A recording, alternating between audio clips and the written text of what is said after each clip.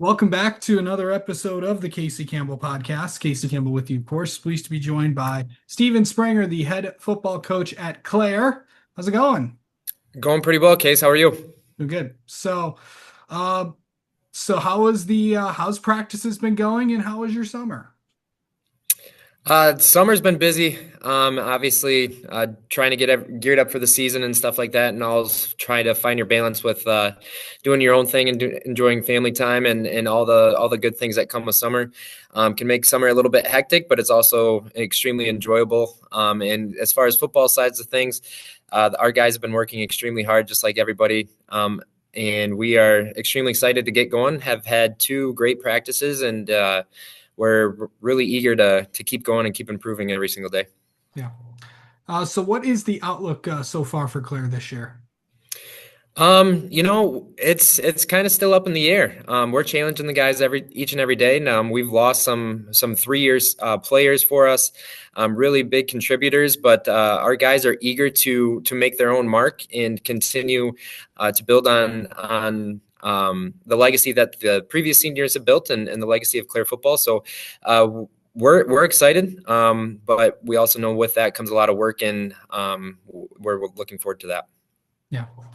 All right, let's talk about some of the returners and some of the names to watch for Clare this year. Probably the biggest one is Jacob Halachek. He's a 3-year starter for us on both sides of the ball. He had 30 some catches last year, over 600 yards, 12 touchdowns. He's 6'3", 190, can fly.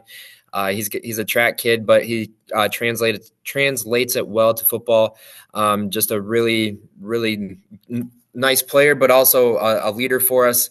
And then on the defensive side, Brendan Burton is going back to his natural position at linebacker. So we're excited to see how much he's improved, because he's been working his tail off just like a lot of the other guys have on both sides of the ball. But he's improved his quickness and everything like that. And both of them have taken on the vocal role for the perspective sides of the ball, and we're really going to lean on them, especially early. Okay. Um, so so I know we've kind of talked about some of the kids on the team, but what were some other faces to watch for Claire this year? I mean, we have athletes all over the place. Another returner for us, Conan Weeks. He's a state champion long jumper, so he's a tremendous athlete. Injury that's been kind of limiting him for the last few years. Dane Alexander's coming back. He's going to be a new role at the quarterback position, and give us a little bit of a different kind of side of things than what we've had in the past. Mason Heinz is going to be in the backfield. Another guy up front who's going to be an anchor for us is Hunter Smith. He's a senior for us that got significant snaps last year. So we have guys that have played significant time in a lot of big games. And like, in our league, each and every week is a gauntlet, and it's a big game. So we're going to be leaning on their experience. And we're really hopeful and excited to see where it all leads. Yeah. So let's I know we've talked about some of the kids. Now let's talk about the upcoming schedule for Claire. It's why don't you I'm trying as I am trying to talk and to pull it up here. So why don't you start with here it is. Week 1 at Grayling. That's how it starts, August 28th. So then, of course, home September 5th against Ortonville Brandon. September 12th at Midland Bullock Creek. September 19th, home against Gladwin. September 26th at Ogama Heights. October 3rd, home against Standish Sterling. October 10th, home against Shepherd. October 17th is the Jack Pine crossover, which I believe the Division 1 teams will be hosting this year. And then finishing out the regular season, October 24th at Petoskey. So a pretty good schedule. It's going to be an interesting 3 weeks. As I don't know if you saw the interview with Marty Malcolm at Standish Sterling, but it seems like everyone's got you guys, Claire, Ogama, Standish Sterling, and Gladwin are going to be playing each other within a short amount of time. Yeah, and that's just kind of the nature of the league. And we were, I mean, last year was the first year for it, and it kind of proved itself. I mean, you look at it, and Standish was technically the fourth place team in the league, but they beat the division champ at their place. So anybody can beat anybody. And a couple of the other teams that you didn't mention, Bullet Creek is massive up front.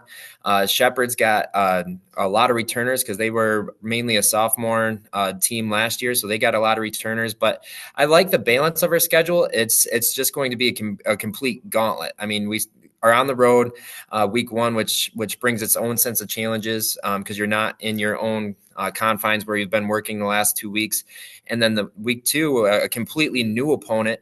Ortonville Brandon, and it's listed as a home game, but we're actually playing that game at Kelly Short Stadium at CMU. Right. So that's another completely different challenge in itself, but it's also a great experience for our kids. So we don't actually play on our own field until week 4 against Gladwin, and we know what that type of game is going to bring and the type of atmosphere that that's going to bring. And so we are going to have to answer the call early, and hopefully that we are able to have some success early, and that will translate into a lot of different things. But I truly believe that top to bottom, this league can snack up into against any league in the state, especially at our level. And this year they're all Division 5 teams. Last year we had a mix of D5 and D6, so more than likely we're going to be put together in a district as well. So it's not only we're competing in for a conference title, but we're talking about mittens here too as well. So it kind of it's exciting, the challenge, but it's a grind for sure. Absolutely. So, what are the next 2 weeks going to look like for you guys?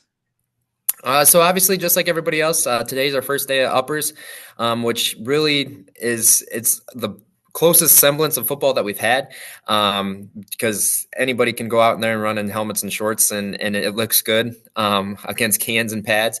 But now we're actually to get a little bit of physicality in, and then we have that for 2 days, and then Friday.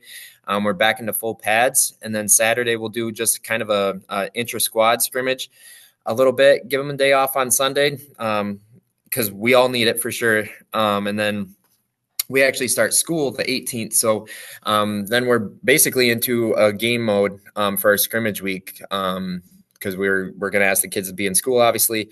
And then we have to continue on with our practice because we still have a lot of good work to get in Monday, Tuesday, Wednesday. A great scrimmage at our place on Thursday. And then it really switches into prepare for Grayling and get ready for week 1. Yeah, absolutely. All right. Well, Stephen, thank you so much for the time as always, and best of luck to you guys this year. All right. Appreciate it, Casey. Thank you.